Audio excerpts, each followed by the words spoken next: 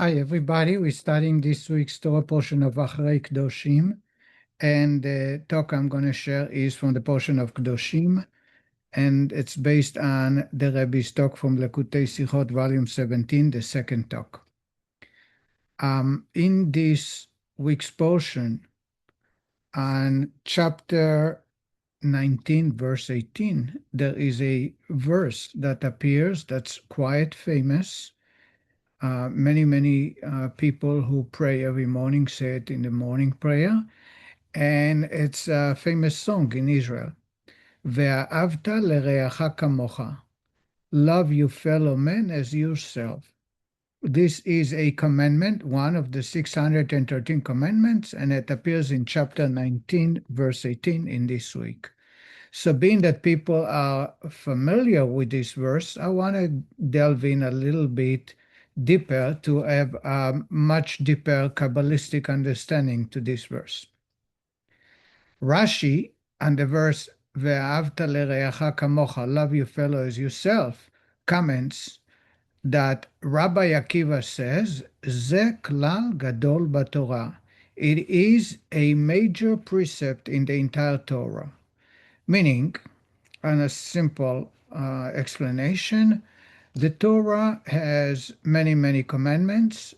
Some are detailed commandments, and some are commandments that are inclusive of many details.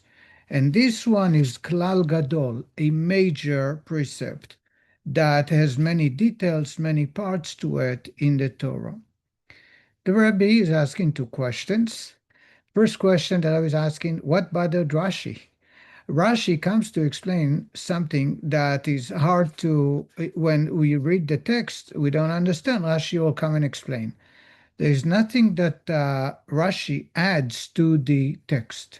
Number two, Rashi usually, when quoting a teaching, does not mention the name of the author. Here, he brings the name Rabbi Akiva. Why Rashi adds the name? Says the Rebbe, there is a phrase in Yiddish that says the question is good, but the answer is obvious. And here it's a very good question, and the answer is obvious.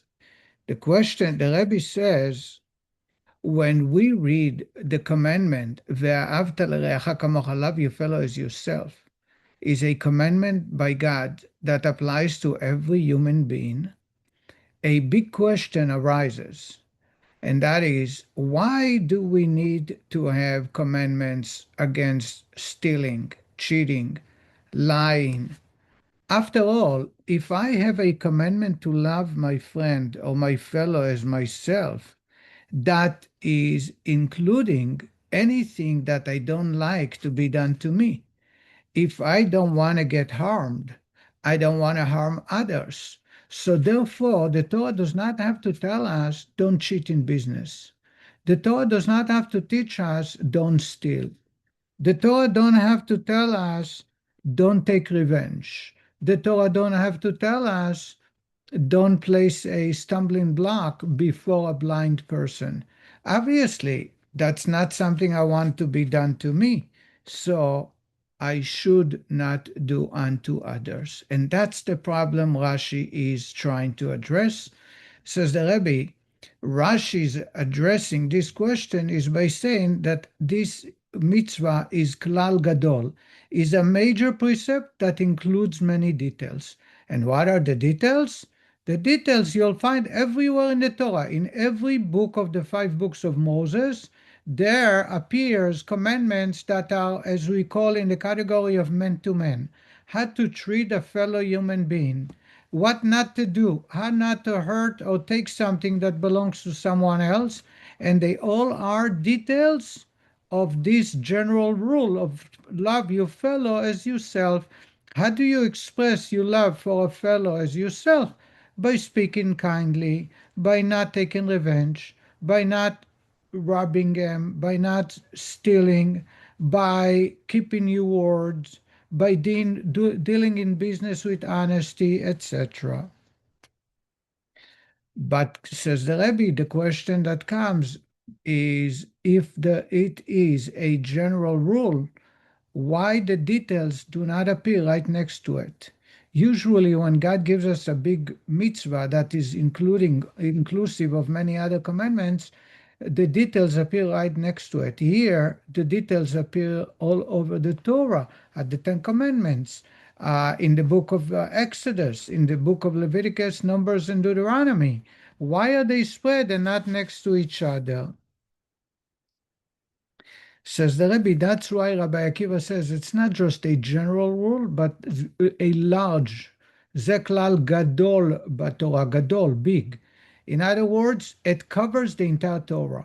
So this mitzvah, the precept of love your fellow as yourself, is such an important mitzvah. Not just it's a general mitzvah that includes many details, but it's a general, a large, big rule, and therefore you will find the details in every part of the Torah in all 5 books.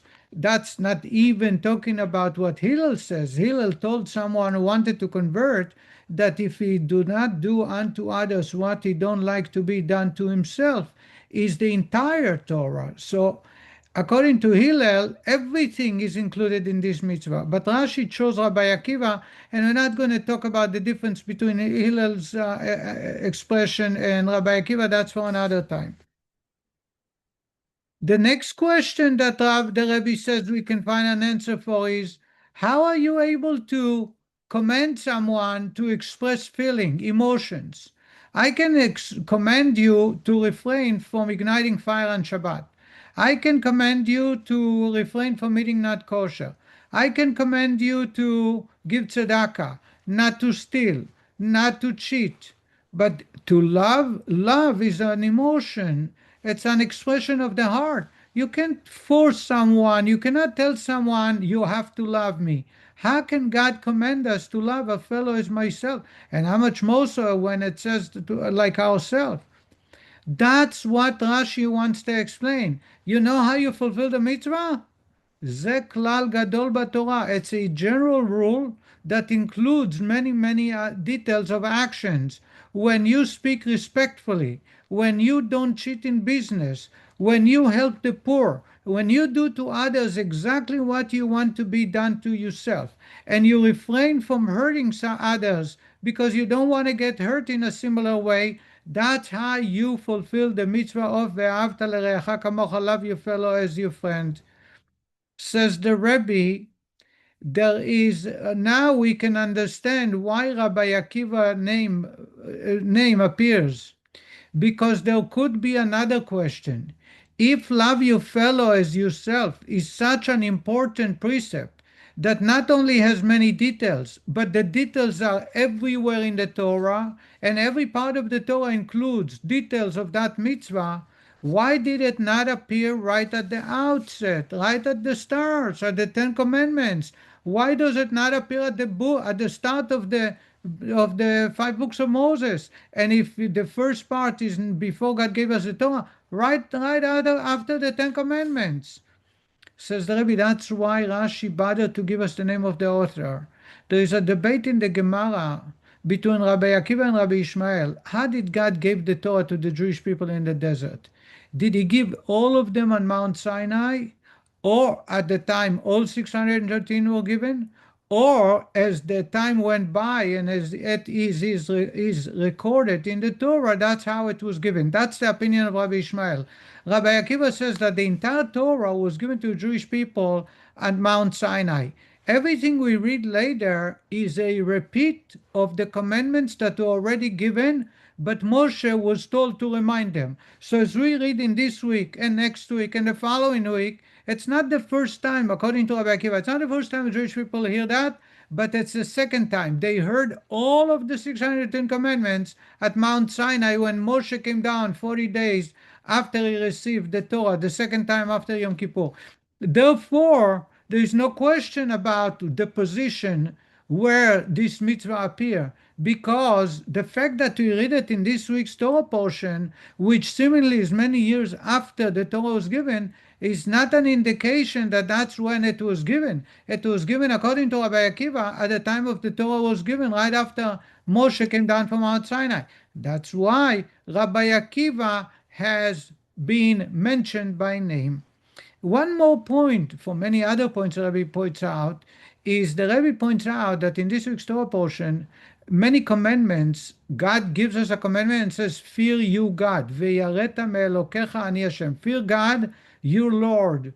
And Rashi says, anytime a mitzvah is something that you only know if you're doing it right or not, what's the intention, whatever it comes from the heart, the warning comes that fear God, because only God knows if you intend to hurt or to help someone. Here, it's a mitzvah that has to do with the heart. It says, "Ve'ahavta l'reacha kamocha." Love is from the heart. Yet it does not say, fear you God. Says the Rebbe, now we can understand why. Because this mitzvah does not have to start from the heart. It starts with action. It starts with simply not stealing, with not cheating, and not disrespecting, and being there for another, and helping someone, and giving people credit for what when credit is due. In this way, this mitzvah is fulfilled through action and not through emotions first, and it will lead to the idea of love your fellow as yourself, because we realize that we are all one family. We are all children of God. I want to wish you all Shabbat Shalom, and we should always hear good news. Bye bye.